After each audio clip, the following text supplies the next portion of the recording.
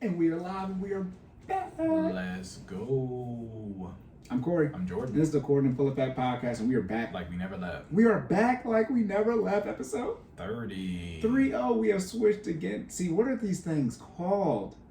Milestones? No. Like, I think that maybe I've been taking too many damn Duolingo classes. But like the 20s, I know they're 10s, but like we're on to a different Increment? It's not an increment. Increment is like by 1 or by 2 or by 3. Who knows? Maybe I am making this up, and that's why it's not in my head. Set of tens? Like, what do you... Nah. It's whatever. Who cares? All right, y'all know what it is. Even number episodes. So what's that mean? No errors. No errors. We just burn off this tangent energy. By the way, if you listen to this and you know what the like 20s and 30s and 40s, what different delineation there is between them besides them being the 10s, please let me know. Put it in the comments, man. Put it in the comments. Because I said this when we got to 22, so I keep, in 10 more episodes, my brain's probably going to try to think of something to say. But, yeah. So, for our first time listeners, we talk about finances and fitness, or wealth and health, and everything in between. And we want to make sure you save more and say less. And keep making better your best. Yes. Keep making better your best. Know your own slogan. Know your own slogan. Wow. Oh my goodness. Make sure you like this video on YouTube. Make sure you leave rating reviews. Hey, remember in the beginning now, first 2 minutes. I think it's supposed to do like the first 10 seconds. Is it? Yeah, I don't know. Wow. This is part of my things I need to do for next year.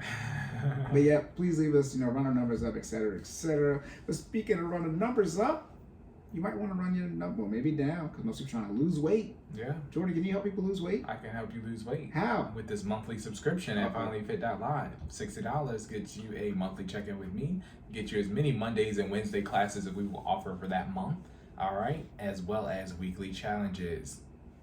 Oh, and you also get access to the classes in the online Google Drive. library. I forgot to say that. Hey, you said it 2 times ago, so I'm like, okay, he remembers. Yeah. But where's that again? You said where? FinallyFit.live. FinallyFit.live. That's social media too. Yes. Oh my goodness, Finally Fit. FinallyFit06 on Instagram, YouTube, Facebook. Give Jordan and his wife money. Now, if I need to get help with my finances, how can I do that, Cory? You can go on my Linktree. That's on Instagram and Twitter, sideline_Cory. That is the handle or @name. Linktree, though, you'll see my pricing, $20 an hour. Well, sir, I'm giving pricing.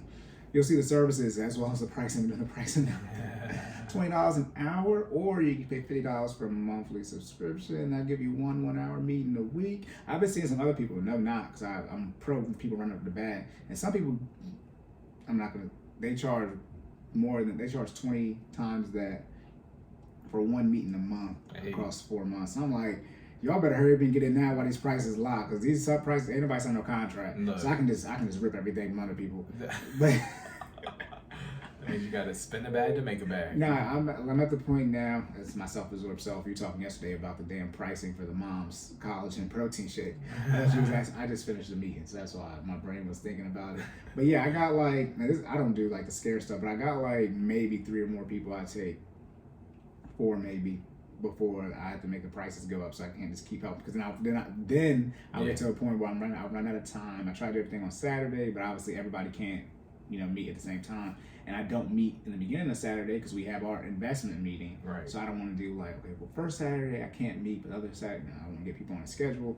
And then we record a podcast on Sunday, and now I'm down to Monday through Friday when people work. Right. So I only got, we got the fitness class from just out of days. You're running out of days, right? Days and time. So obviously I got to put some type of threshold in there to, if I'm going to put that stress on myself to get some money for it. But again, like I said, right now, it is on the pricing sheet on my Linktree. You get it now. Why it's $50? You get locked into that monthly subscription price. That is the gold membership platinum plan. So whenever I start naming stuff, you'll be in the best one that I offer until I decide to change stuff and you get screwed. But locking it now while it's $50, because it might be measuring to be $100 and I don't want to hear nothing. I'll make a middle one though. I'll probably still keep the $20 one, because I know y'all need a budget meeting. Oh my goodness. All right. You have anything else? No sir, let's get it. On to the fitness section. Let's go.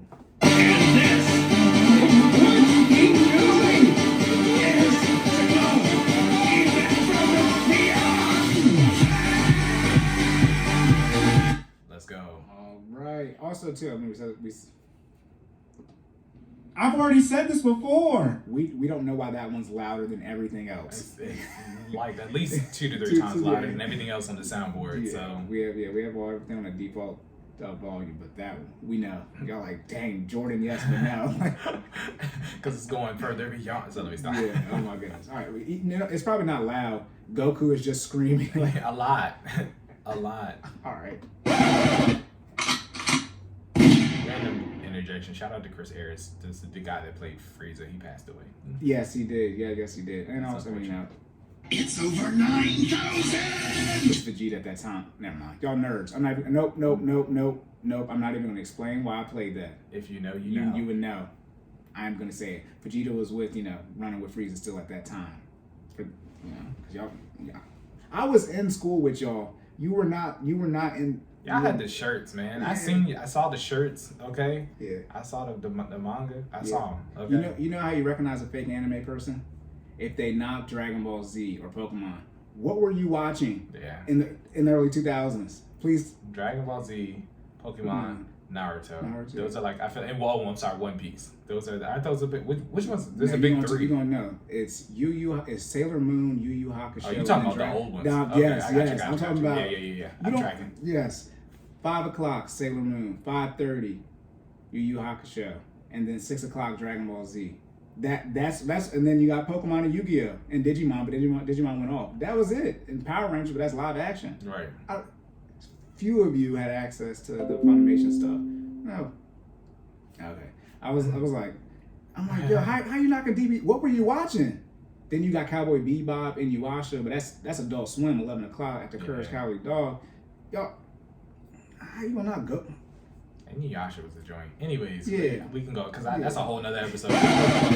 Maybe we'll do an anime episode. We're only 7 minutes in. All right, on to the fitness question. Let's get it. Question section, whatever. All right. That top one. That top one. Okay. Yeah. Because we got a lot. Wait. I can't see. You want to do the first one, right? Do the bullet. Do you have to be in shape to be a fitness trainer?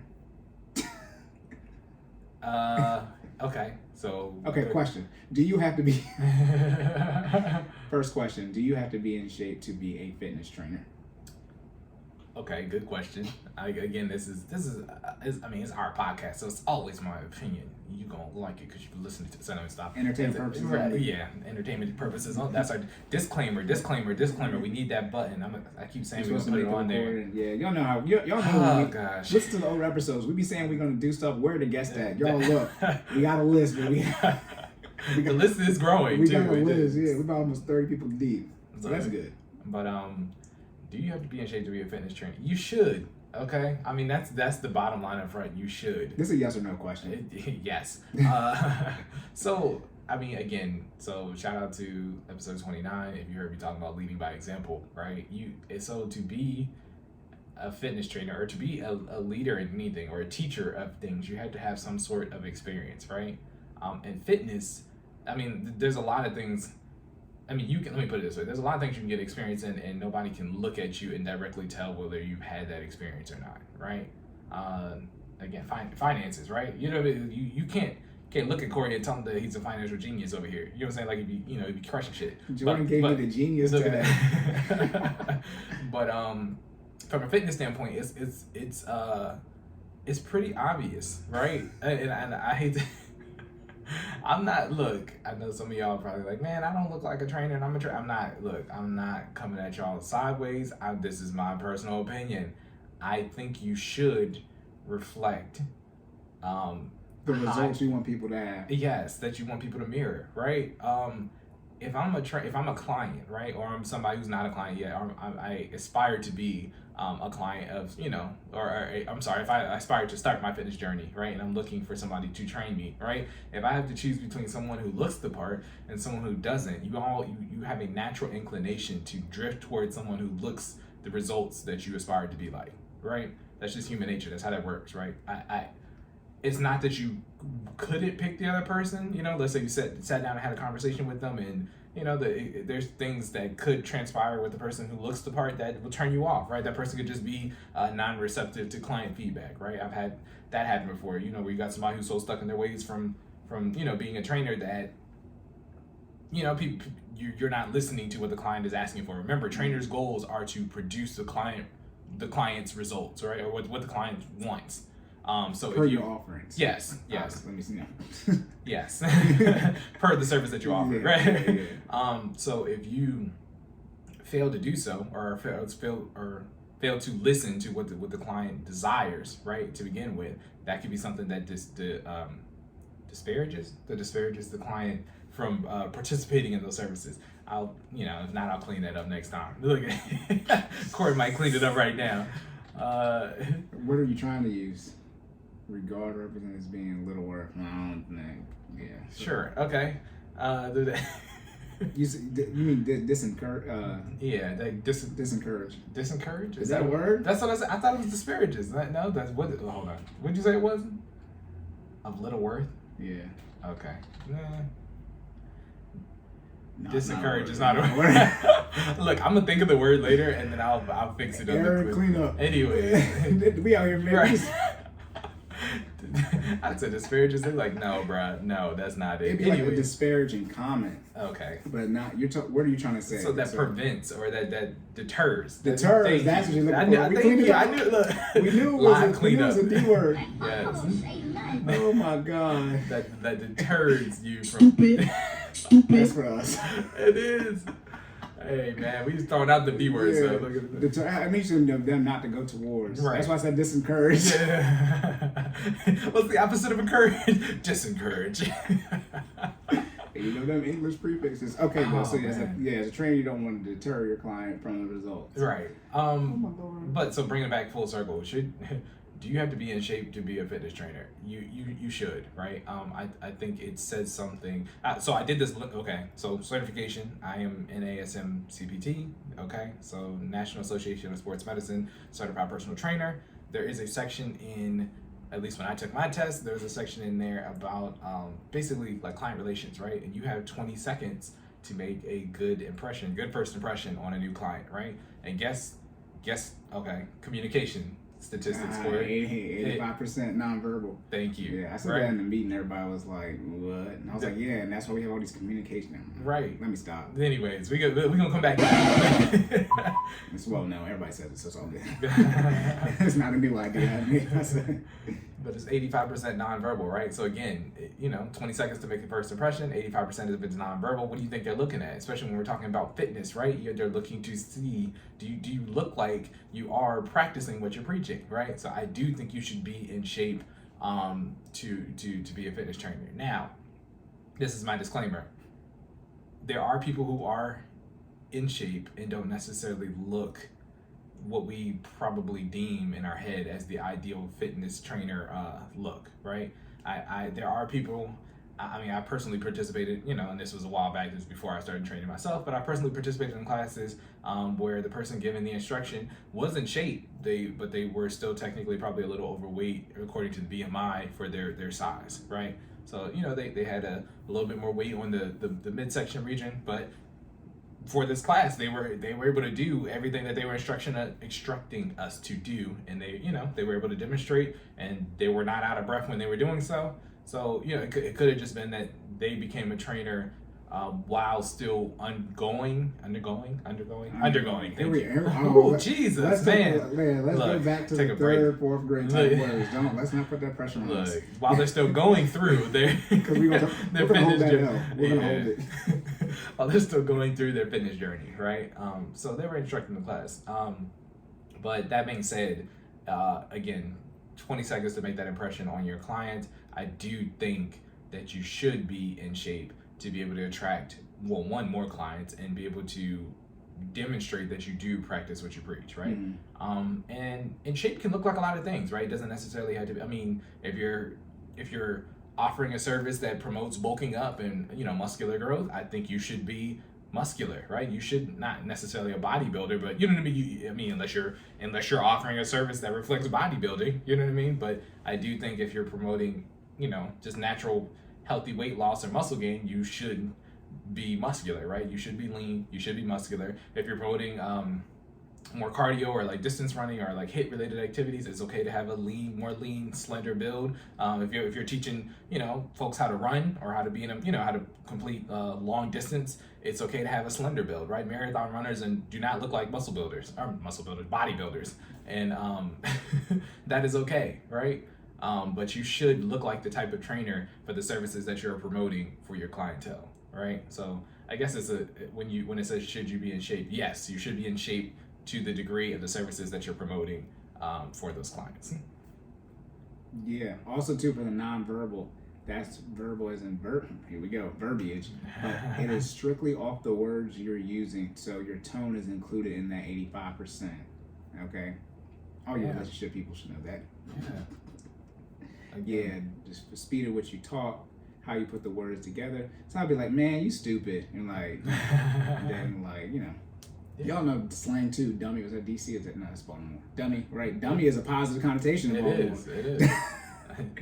Depending on who it's coming from. So that too. Yeah, but what's the guy who made that? He was like DC and Baltimore people talking to PG. Dummy and Mo. Who you calling dummy? Yeah. Who you calling dummy? The legs over there is more. I don't know. I think he said you gotta go to the bathroom. But wait, y'all know, because everybody listening to this is from Maryland, DC. But y'all know how much people think it's all one area until you come here and realize it's two different parts of the planet. Oh my goodness. But yeah, so okay, is that it for that? Yeah, I think that wraps up that question. We're gonna do the next one down. Okay, man. I was gonna say too, you talk about you have this service, you should be a representation of the services you're offering. Yeah, don't come here trying to ask daughters real estate crap. Let's say, look, yeah. But I'll show you how to pay off debt because I'm joking. And it's probably not that we can't make recommendations out of yours. Let's be very clear, right? I am not a marathon runner, right? But I do enough cardio where I can probably make recommendations for you to increase your cardio or your distance in running, right? However, if your desire is to run 26 plus miles, you should probably get somebody who runs 26 plus miles. Now, if you currently run no miles and you want to get to the point where you're running 5 to 6 miles, I can help you with that. You know what I mean? But there's a difference between 5 to 6 and 26, right? One is 5 times the other. Yeah. So you can graduate from me. Right. Yeah, and also, but with me though, as my income, Jordan's not going to be at 26. He's not working to get to the 26 mile point. To my knowledge. I am eventually, to be honest. I'm talking about the train people. Though. No, that's what I'm saying. Personal goals, yes. Yeah. But for those of you talking about all the different advantages you get, you make more money. Yeah, I'm not there yet. That's why we're doing this stuff now. So in 10 years, I can show y'all, like, you see the progress. Yeah. Not yet, but Jordan can show you how to get in shape for the running, but right. FinallyFit. Hey, Jordan's not going to be offering. He might in the future, but I was about to say that's not going to be. That's not it. That's not what FinallyFit is about. You know what I'm saying? Yeah. Here's Jason who does the marathon training. Right. It's my man's. Okay. He's good at it. Yeah, he is the head marathon trainer. Oh my goodness. All right, then you good for that? Yes, sir. All right. Second fitness question: should you compensate and make up for workouts that you miss? So essentially, say you work out, you miss, working out yesterday. Should you essentially do 2 workouts today or the next time you work out to compensate for that missed workout? Okay, good question. I know the last 2. Look, man, you know me.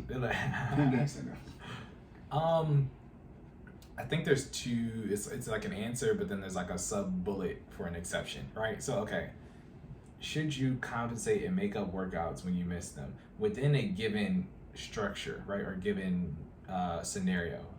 So remember we talked about that 70-30 rule, right? So that's based off of a 7-day calendar week. So 70-30 means you're actively exercising for 5 days and you're recovering for 2, right? If you miss one of your planned 5 days, right, it is okay if you, let's say you're planning on working out Monday through Thursday, right? But I guess it also depends on how you miss the day, right? Is it a planned miss or is it something comes up and it's accidental? We got class tomorrow and I missed class and I didn't work out at all. Okay, tomorrow. But did you know you were gonna miss class? Is what I'm asking, or did something pop up? Okay, I guess because that makes a difference, right? Okay, yeah, say both. Okay, so yeah, if you're, let me put it this way: if you're planning on working out and you know you're going to miss that day, then plan accordingly, right? It is okay to split those exercises across your remaining days on your 70-30. right?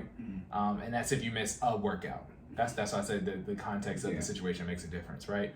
So there's an example on here where it says if you combine 5 days into one day, that is no, okay. And I know he was over exaggerating, right? Definitely being over exaggerating, right? But I think so. That's why I said there's two different situations. If you know you're going to miss a workout, and it's okay to plan for that, right? Like, so if you're gonna miss Monday, you can.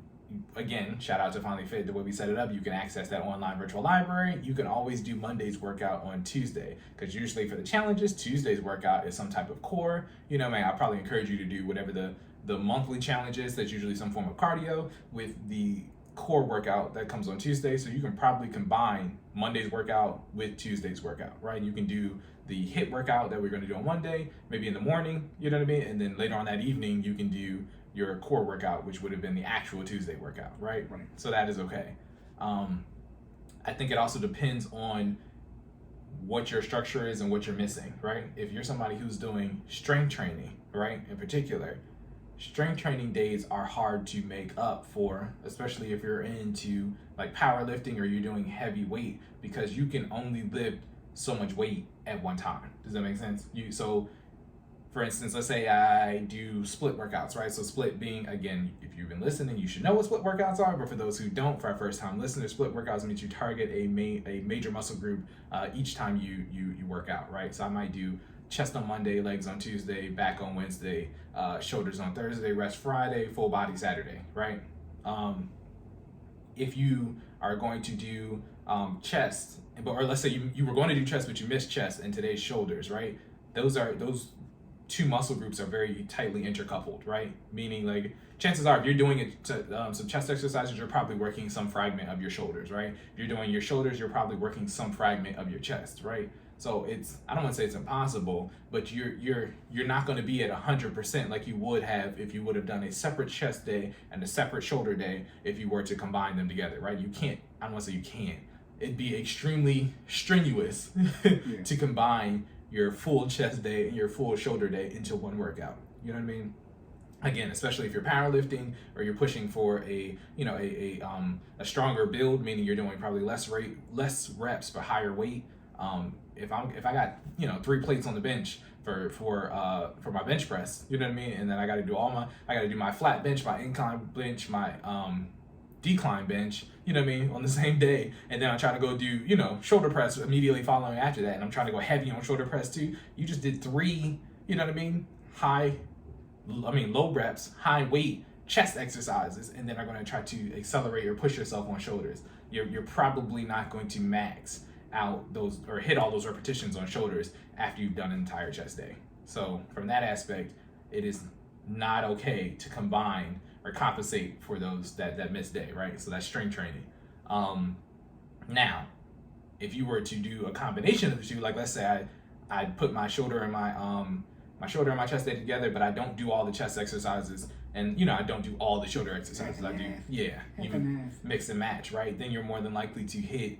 You might not get the same burn that you would have gotten if you would have done all the chest exercises, but you'll get some of it, right? And then you'll get some of the burn from the shoulder, right? But you'll probably be able to hit all the reps across both. Makes sense? So it's as I said, it's like shuffling a deck of cards together, right? Sometimes it goes together nice and neat, and sometimes you got something sticking out, right? But the more knowledge you have and the more awareness you are when you're like I said, if it's a planned miss, right, then you can plan accordingly for your workouts or your upcoming workouts and split it up accordingly, right? So it is okay to compensate if it's a planned miss. If it's an accidental miss, it depends on what the accident is. If it's something, I mean, let's be honest, if you're pooped on yourself, yeah. I mean, okay, that's something that just couldn't be helped. You know what I mean? There's nothing physically wrong with you. I'm saying, like, if you get sick, right? I know you're being facetious, but at the same time, if it's something that physically wrong with you, right? I wouldn't worry about trying to make up that workout, right? First of all, again, what do? We prioritize recovery, right? If there's something wrong with us, you prioritize recovery. What does that mean? It's okay to miss that workout because you gotta fix your body and get back to the starting point so you can then progress, right? You don't want to oh crap, I missed Monday's workout. Now I'm trying to do Monday and Tuesday's workout, but I still don't feel good. Like, you know what I mean? Like that's not how that works. Because you're gonna hurt your body, harm your body even further than than you already have, or maybe you might not have, but you might just be sick, right? Basically you won't make the necessary progress that you need to make because you're not at a good starting point.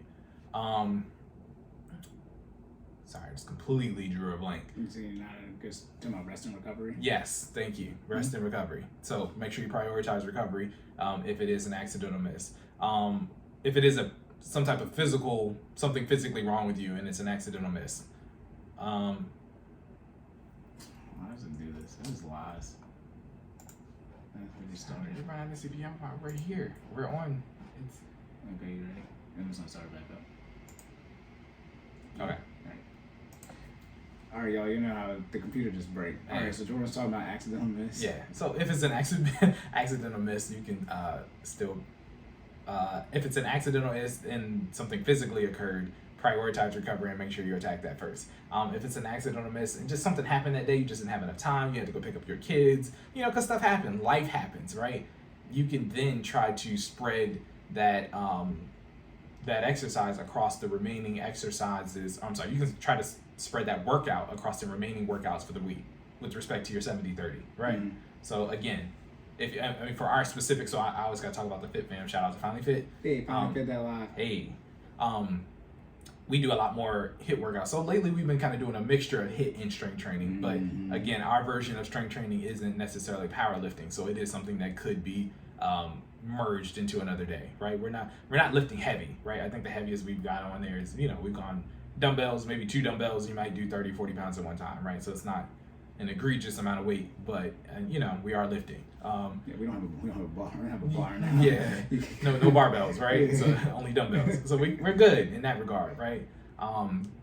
So if you accidentally miss a class, you can make that up another day, but yeah, you can't make that up another day because primary. I had to make sure I was contradicting myself. Yeah.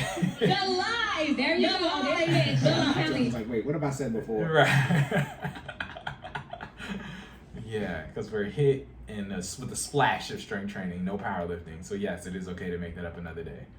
But long story short, if you miss more than 2 days in a week, again, I wouldn't recommend trying to make up both of those days, right? Like with respect to the 70-30, you can try to compensate maybe for those muscle groups if you do. So like, again, I just gave y'all my split, right? So chest, legs, back, shoulders, rest day, full body. You can try to compensate for the 2 missed days on the full body day, right? Mm-hmm. So you might maybe hyper focus more. Let's say I missed chest and shoulders, right? I might incorporate more chest and shoulders into my full body day, right? Mm-hmm. But I would not necessarily do full body workout, then part of my chest workout, then part of my shoulder workout. You know what I'm saying? Right. Like, and it also depends on, when you say compensate, depends on, again, what your workout consists of, right? So if you're with weights, again, I already gave you the spiel on powerlifting. Wouldn't necessarily try to compensate for that. HIIT, you can try to compensate a little bit if you miss a day. 2, again, you would either pick one. You know what I mean? Like if I miss chest and shoulders, I'm either going to make up the chest day or make up the shoulder day and incorporate that into our HIIT workout. Or I would wait to the full body and maybe try to do parts of both. Again, not the whole workout, but I might take a chest exercise or an additional chest exercise and an additional shoulder exercise, right? And call it that. If it's cardio, because we didn't even talk about that side, right? If it's cardio, you can make up some cardio, again, with respect to not overdoing it or overexerting, or not doing too much for your body, right? So I do cardio based on time, right? So I run 20 minutes or do 20 minutes of cardio of choice a day, right? Most of the time this consists of Peloton bikes, so like cycles, like cycle sessions, or running on the treadmill, or running outside, or the elliptical, right? So those are my 3 main options. Every now and then I'm throwing some jump rope just to kind of mix it up. But if you haven't done 20 minutes of jump rope, that's rough. Anything boxers do, that's a conditioning. I actually went to boxer jump rope. Man, you gotta be built different. Yeah. But shout out to that. Do that if you can do it. Yeah, jump rope's crazy. It's a strength one too. Jump rope it's one of them sneaky exercises. Yeah. I put it in that yoga category where you F around and find out. Right. Try to shoot. 15 minutes a lot. 20 minutes is crazy. You know what I mean? So Yeah. So if you, it is possible to compensate for cardio, right? But again, don't do something that you don't think your body can handle, right? If you're exhausted after the 20 minutes of cardio, you still haven't done your workout yet, and you're planning to do a combination of cardio and your HIIT workout or cardio. He needs some milk. Exactly. You know what I'm saying? You doing your cardio and your strength training, and you trying to double down on your cardio, and then you do your strength training, you gonna pass out. Like that's how that. I'm not saying it's not possible. I wouldn't recommend it, right? Because chances are you're gonna overexert yourself, your body's gonna be hurt, and you're not gonna want to come back the next day, right? Remember, we're talking about sustainable, healthy lifestyle habits. You want to do enough to cause growth in your body, cause progress, but also come back the next day. Remember, stick to the plan. If your change or your compensation causes deviation from the plan, then it shouldn't be. It's a change that probably shouldn't be made. Make sense? But yeah. That pretty much wraps it up. So I know so the bottom line up front, the question was, should you compensate and make up workouts when you miss them? You can, depends on what the workout consists of, how many workouts were missed, and why you missed the workout, right? So I'll do the full recap on that in a little bit more detail at the end of the episode. All right. Yeah, you good? Yes, sir. All right, lock and loaded. On to the finance section. Let's go.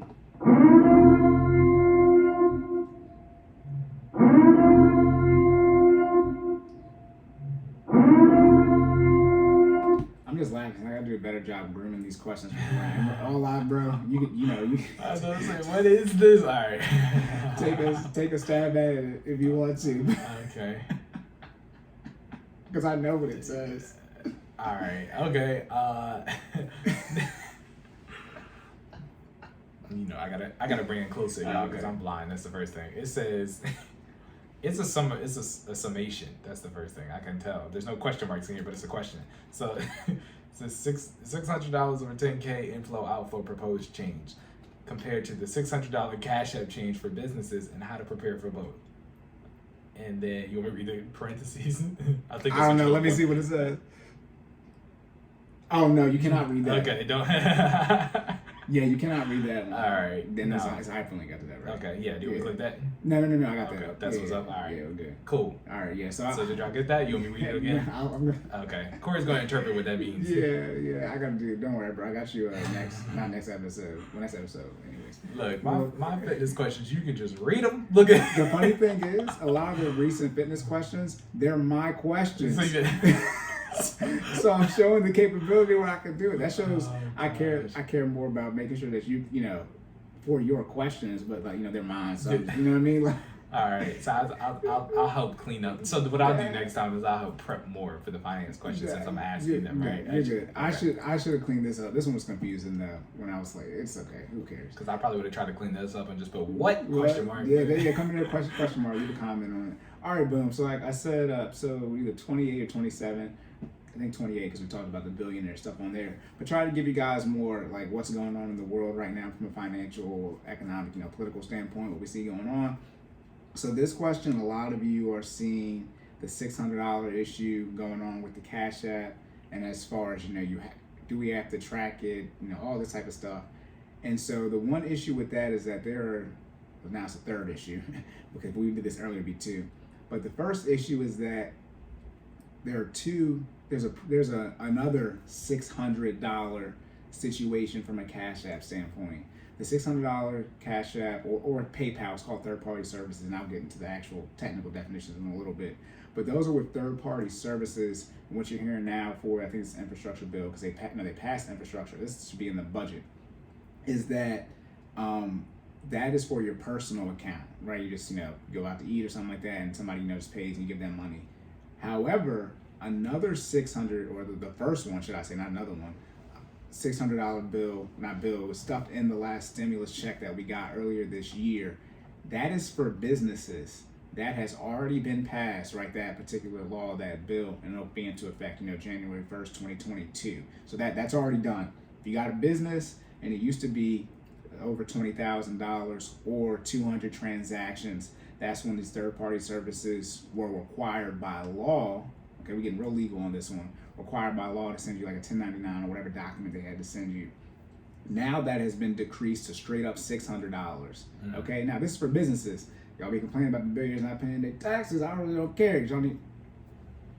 I mean, you ever getting your obviously pay the least amount of, or the most amount of taxes you have to pay, but that's the business one. That's done, and that's what most people aren't worrying about. Okay, but just so you I'm worried about it. Yeah, the business one. But also, obviously, the reason it's an issue is because they're talking about the other $600 one, where it's just your personal one. So I can't verify on Venmo. I'm pretty sure they have it because they're under PayPal. But Cash App obviously has a business account and a personal one. So obviously there are a lot of you who do. Small interjection. Venmo is under PayPal? PayPal owns Venmo, yeah. So why would a third-party servicing company own another third-party servicing company? You said what? I said, why does a third-party service, payment service company own Why another did Facebook buy Instagram? Got you. Okay, well. I told you we don't get to economics. Yeah, it's what I do, so why would I buy somebody else that does what I do? But I guess I get it, because they do what I do, and maybe they do it well, so I just want to buy them. Exactly, and what you eliminate a competitor out the market. I mean, it's very simple. I mean, like I said, but then you understand that. Oh, that was a dumb question. Yeah, I mean, you already have an example in your face. Same reason. Why did Facebook buy Instagram? Because. But you think? Well, I don't know. We're not gonna talk about how I feel about it. No, I was gonna say you figured they would buy them and then. Venmo is a different type. It's the same thing, just like Facebook, Instagram, both social media, but it's a different feel. And that's another thing. You want to get economics? Yeah, we good. Continue. Sorry, side tangent. The question is, why did consumers choose to use Venmo over PayPal when it's why do people use Cash App? Why there are multiple, right? Yeah. That's why I say we could talk, all day about it. But yeah, I mean that's not really a tangent. I mean Venmo, Cash App, PayPal, all these third-party services, you can have a personal option usually and a business option. And most of you probably just have a personal set up, right? And so you got your business money come in, and like I said, this is America. Any money you make for work is expected to be put on your taxes, okay, and that's why they're reasoning for lowering it from 20,000 or 200 transactions to 600, so they can get that essentially $20,000 difference. It's only $19,400 of tax money. But obviously, if you have your side hustle / business money coming in inside of your personal account, you buy pizza, somebody give you $10 for their half. It's how do I keep track of that? Well, this is why you have to pay a CPA. But to add clarity. Okay, for what was actually to what this actually is. So this is section 9,674 of the bill that was passed earlier this year with the stimulus check. Okay, this is called modification of exceptions for reporting of third-party network transactions. See that, real legal here. That's what Cash App is, Venmo, etc. And when Jordan was talking about, can I read what's in the parentheses? Nope. Because I am not going to say, this is not for my clients, but I'm not going to say on what you can do on the air, because I ain't got time to figure out if I'm going to get caught up on what I'm going to say. So if you want to know how you can get around the tracking of your $600 from third-party network transactions, well, that's just Cash App and PayPal, etc. That's not like your bank. Hint. Okay. So, I'm not going to say it because I was like... This information is for entertainment purposes only. Yeah. All that good stuff. But again, Bank of America is not a third-party network transaction. You deposit money in there, do transfers. That's not what this is for. That limit is $10,000 cash. Okay? Now, when you deposit a check or do a transfer, that is not considered cash. Okay? All right, so... in general, I'm just stating what the rules are. I'm not telling you what to do. Okay, so it's part A of this section. So in general, it says section 6050W part E. Remember I talked about the IRS, our tax code has like 10,000 almost subsections. Well, 6050WE got amended here. The Internal Revenue Code of 1986. Good Lord. What's the first third-party network transaction? Anyways, 1986. Anyways. All right, so what was amended, it says de minimis, which just means something that is too small or irrelevant in law purposes. For third-party settlement organizations shall not be required to report any information under subsection A with, okay, now I'm, Y'all can look this up if you want to.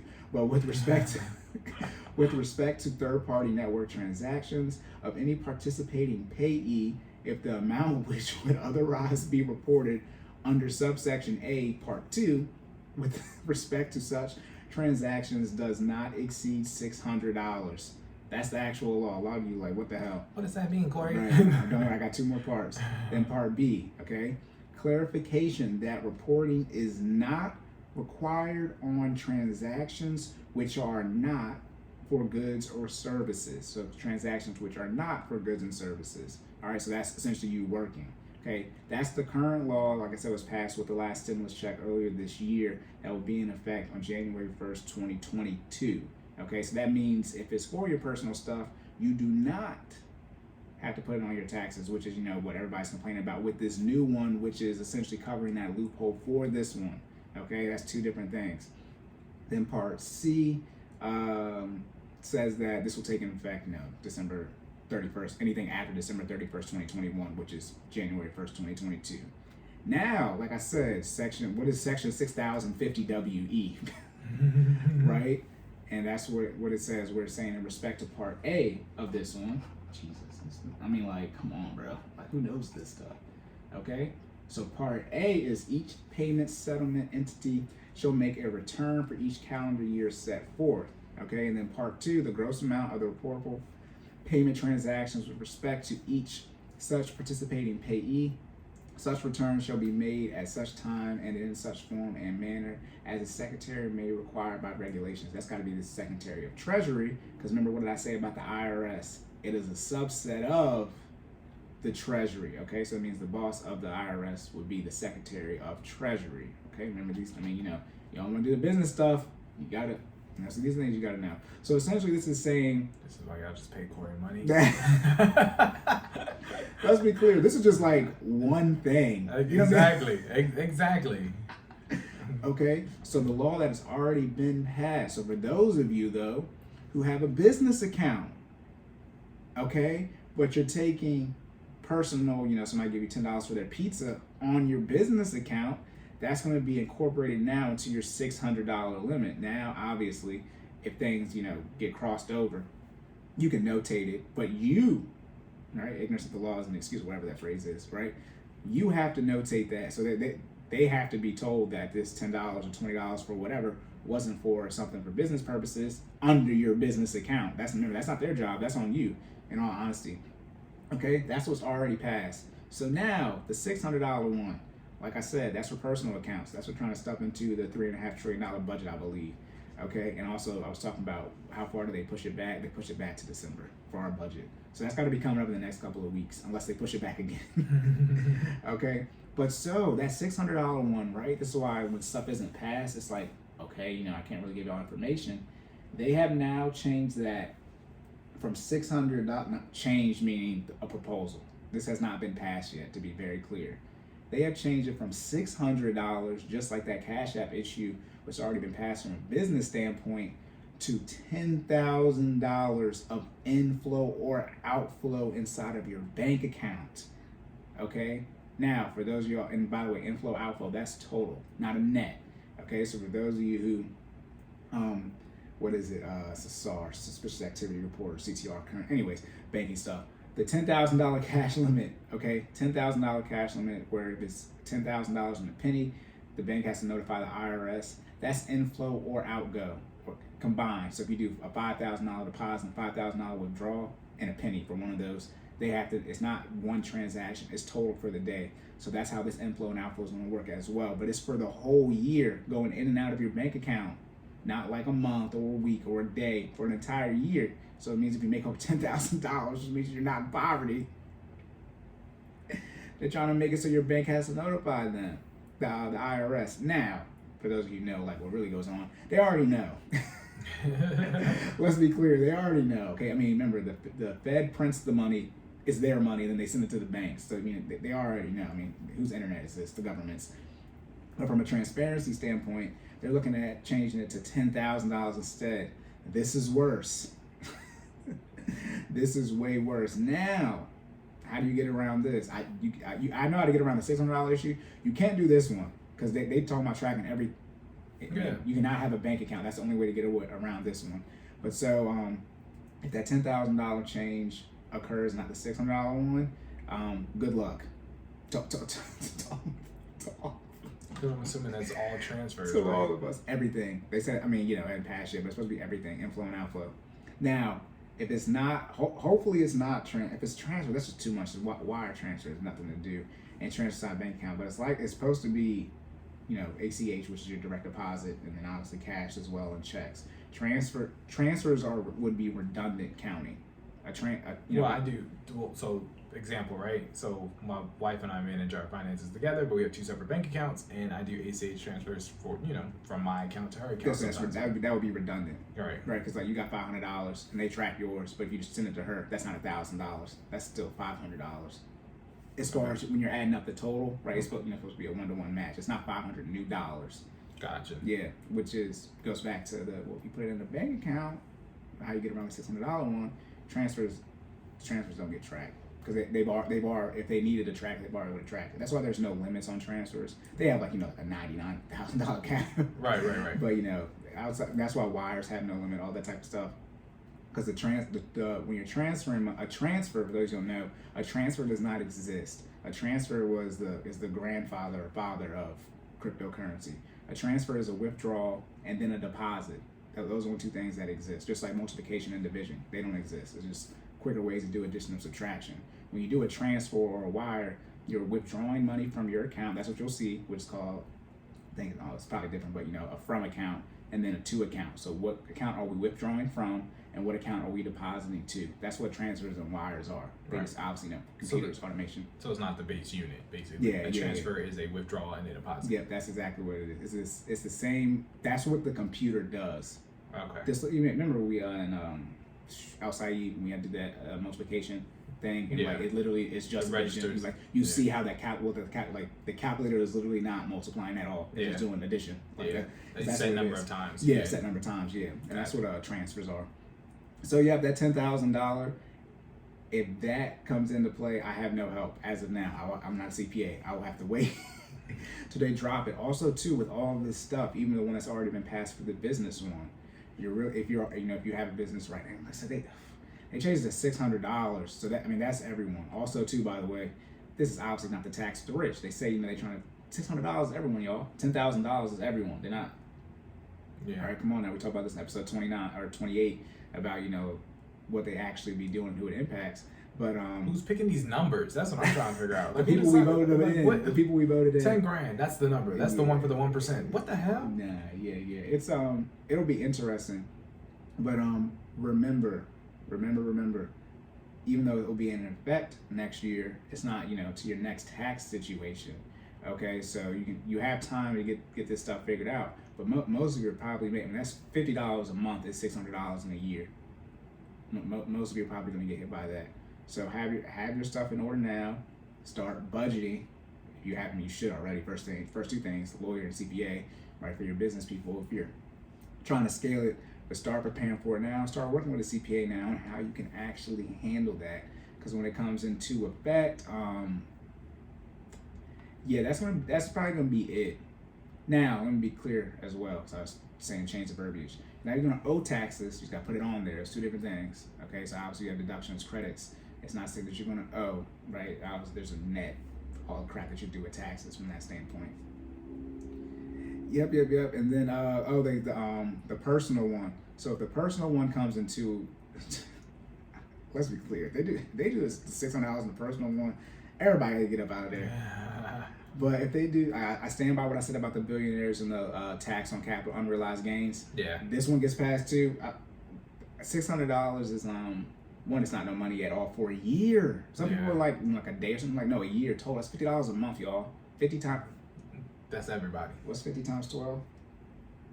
The answer is 600. Yeah, 600, 720 is 60. Nope. You tried it. My bad. Yeah. Anyways, though, but that's why Corey's good at math and I'm not.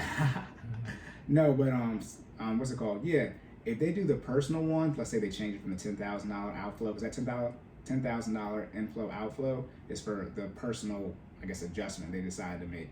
If they decide to, I guess readjust is a bad word, but change it, revert it to the $600 one, That's everyone. That's everyone. Like we'll all be dealing with the issue. There's At least you won't be alone. yeah. I mean, like I said, I mean if they do the inflow outflow one, I'll just give it to you now. Disclaimer: don't sue me. Hold on. FBI, open up! I've told all my clients this not because it's for my clients, it's because it's not on the internet forever. So this, I'll help y'all out there because I really don't care. This is how you get around the $600 issue. Get around. Whoop. This is the law. Okay, let me. This is the law. Like I said, this is for third-party services for the $600 for businesses. That whole spiel I read for the actual law that was passed. That's for third-party services. So this does not mean banks. Okay, banks are different than a third-party network transaction. So what does that mean? Instead of having someone cash app you, let's say $100, right? You could just have them write you a check or give you cash and you deposit it into your bank account. Now, most people don't keep cash on them, right? Or checks. I mean, this is why we use these, internet age. But as I've said before, you need to get some checks. I mean, I've already said this before. I mean, my compound interest is coming. I've been told y'all to get some checks just from a defense standpoint, right? As far as building out your financial plan.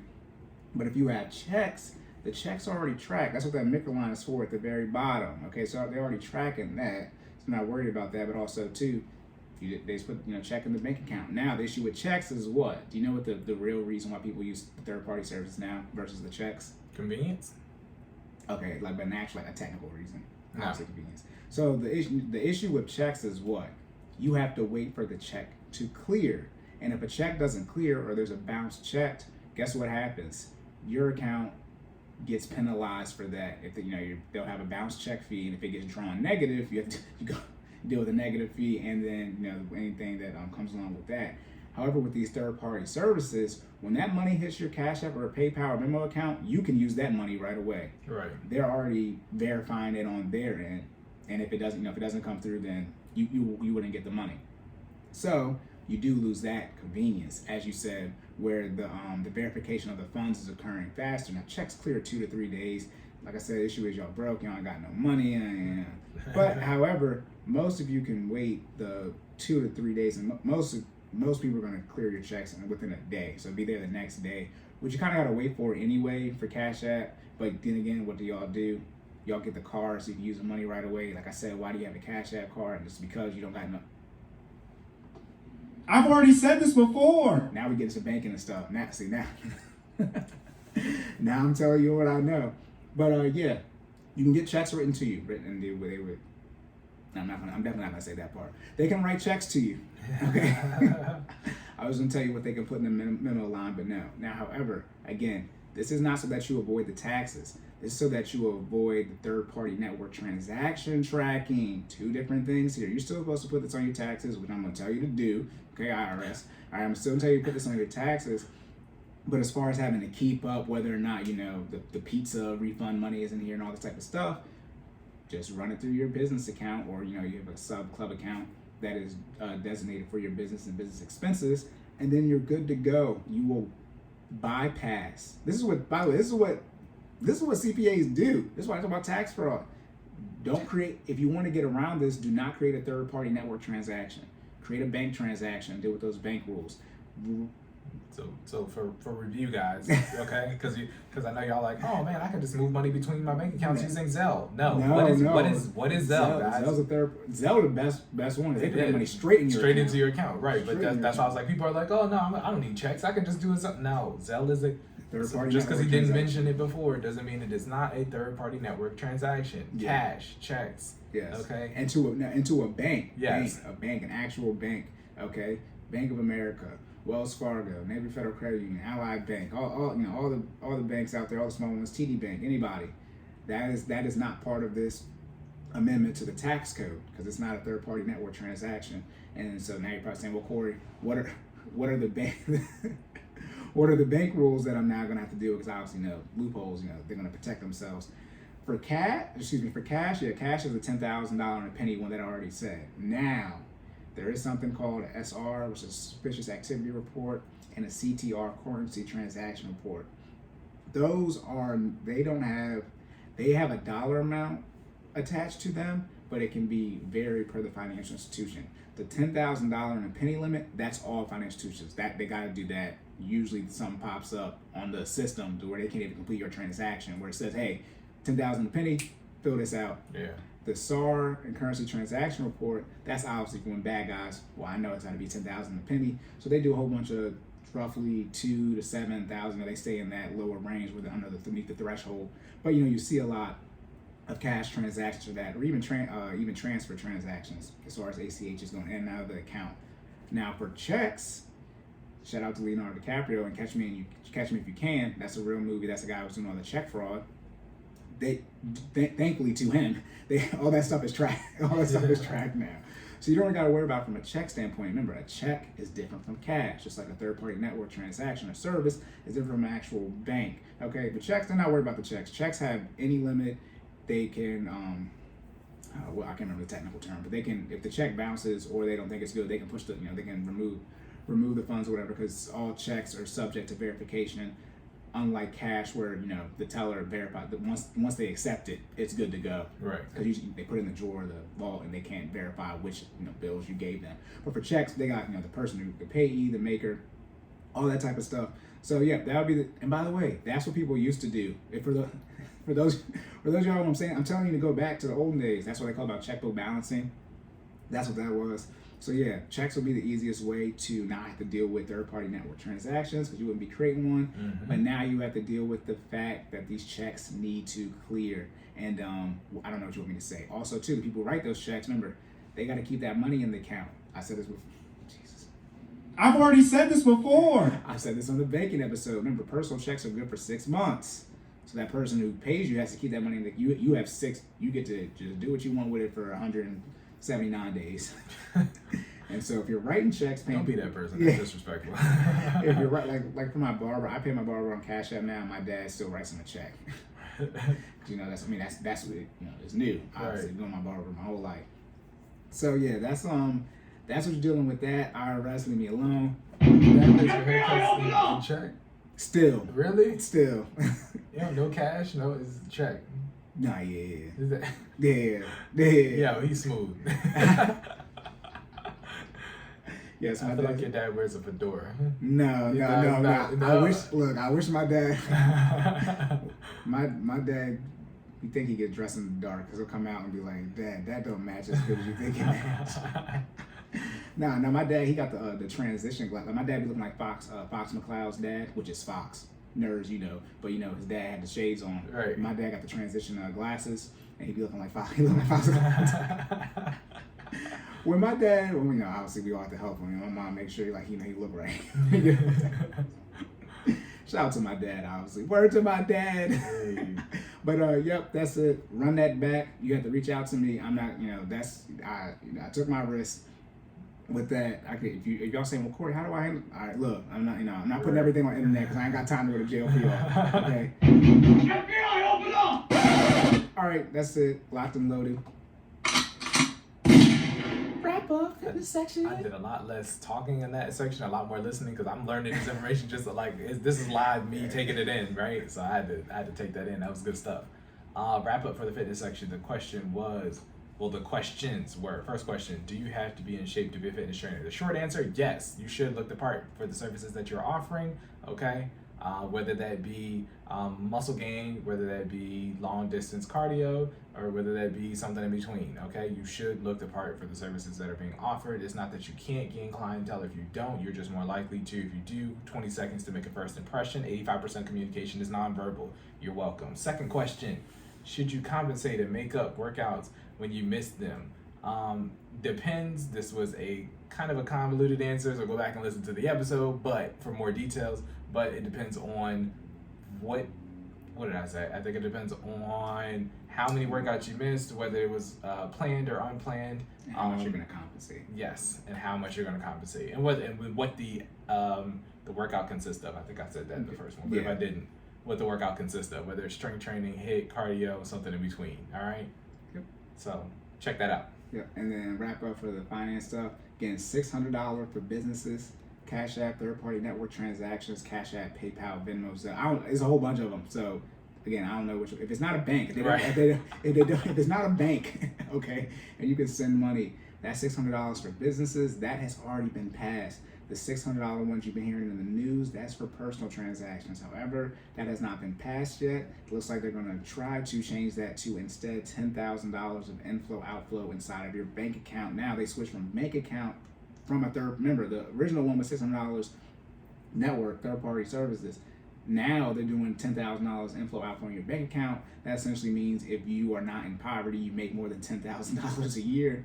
They're gonna do some type of tracking. Again, this has not been passed yet, so I can't tell you exactly what it's gonna be. I talked about ways you can not create a third-party network transaction. That involves going back to using cash and checks at banks as well. Here's Ultra Gem. I said they don't care about the transfers. If my money's already in my account, right? We both have Navy. I can just transfer you money. And then It's over 9,000! And then on top of that, if you have business people, get a CPA. I don't even know, don't play around with it. If you're making like $1,000-$2,000, but for those of you who have over 5 figures, budget out for a CPA. CPAs are not that expensive. If you need help with your business budget so you can budget for a CPA, reach out to me so I can make sure you can pay for a CPA. I'll tell you what is expensive, the taxes if you don't get a CPA. Yeah. Do not owe on taxes. Worst type of debt. FBI, I open wish up! that said IRS. I swear to God, I wish it said IRS. Because that's who that is. Yes, business people get with a CPA. Personal people, in all honesty, and I mean this we talked about before, just pay for your stuff, bro. Like if it does get passed for Cash App, I'm not, I'll just buy the pizza. I'm good. Like this, we talking about your friends, build a team, but like I do not need the $5.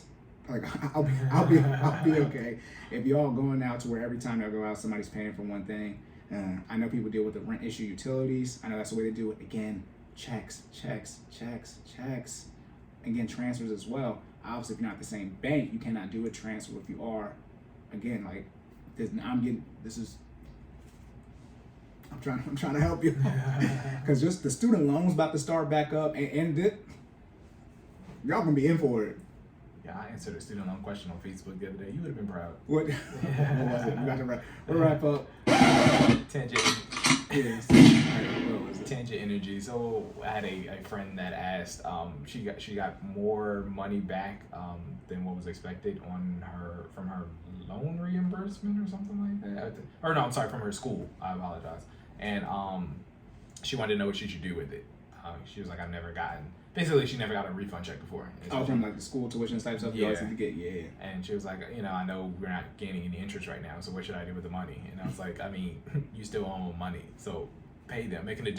My exact verbiage was make an additional payment, or if you don't owe the interest, make an additional payment of $3,000 onto the principal, because when the loans do start back up, you're going to have interest on whatever money is owed. More money owed equals more money paid over the life of the loan. Mm-hmm.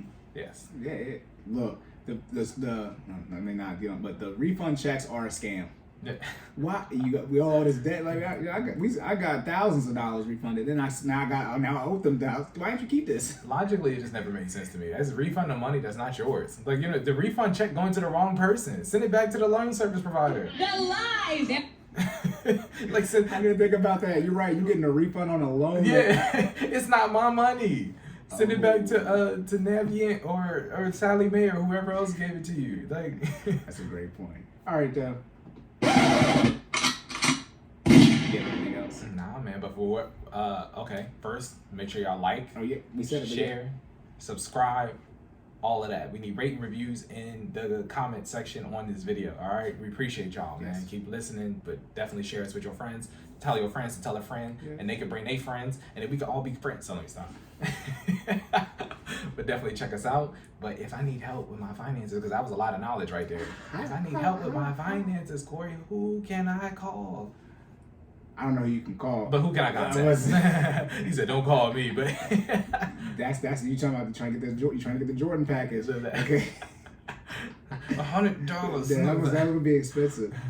No, like I said, silent_Cory, Twitter, Instagram, Linktree's on there. My pricing's on there. $20 an hour, $50 a month. That gets you one 1-hour session a week. And if you're getting that $50 monthly program, when my prices go up, you'll get to be stuck in a positive way. You'll be locked in to the $50. I feel like locked in always has so much a more positive connotation. You're locked in. Yeah, but somebody who's into like, you know, all that research about the slaves and stuff, they was locked in chains. Well, see, this how dumb y'all be sounding. Stupid. Anyways, you pay the increase then, yeah, right? Since you want to be free. Right, the $20 an hour for one meeting, you know, whenever ad hoc, that's subject to change per month. Okay, yeah, boy, wait. Oh my, it's like I'm like tired, and like since I'm tired, what should I be doing so I'm untired, Jordan? Hey man, you gotta work out. You gotta untie. I gotta work out. Can you help me work out? Yes, sir. I got you. At FinallyFit.live, we offer a $60 a month package that includes 1 monthly check-in with me or my other trainer, my lovely wife Fia. That includes Monday and Wednesday virtual workouts and weekly challenges for the duration of the month. All right. Again, that is FinallyFit.live. Check us out. What else do they get access to if they miss a class? If they miss a class, they have access to the virtual library, which is a G Drive link. So you'll get the link, you can check that out when you miss class, and all the stuff is on there. Man, we helping you. Help me help you. Help me help you. Help me help you. Why you being weird to me? One hand on neck, one hand on front. That part never gets old. Hey, the FinallyFit.live virtual library. Look at Jordan making up stuff. It's just Google drugs. I'm sorry. Let me be a good friend. All right, though. That's it, though. Yes, sir. All right, so where can the people find you at? Because I already said mine. They can find me at Stop Stalling J. That's STOPSTALLINGJAY on everything. And the business page again, just in case they forgot. Business page, FinallyFit 06, FINALLFIT 06 on IG, YouTube, Facebook. Also, website, FinallyFit.live. Check us out. All right, and then Cordan in full effect. That's us on YouTube. Please subscribe, leave a like. Please. Give us those rating reviews on the podcast platforms. Please. Our email is CordanNFB@gmail.com. That's 2 N's back to back. And that's a wrap. Yeah, we're gonna record another episode. Oh yeah, we're gonna be off. Mars. We're gonna be off 1 week. It'll be the 13th of December. I had to do some serious math right there. I was thinking when we recorded, then when we releasing, then add a week. But we'll tell y'all that in the next episode about record. Because the next episode, give y'all just to tease it. We do another podcast files, Let's y'all. go. Podcast Files, episode 3. Else? No, sir. All right, y'all. So remember to save more and say less. Keep making better your bets. And we will catch y'all in the Black Swan.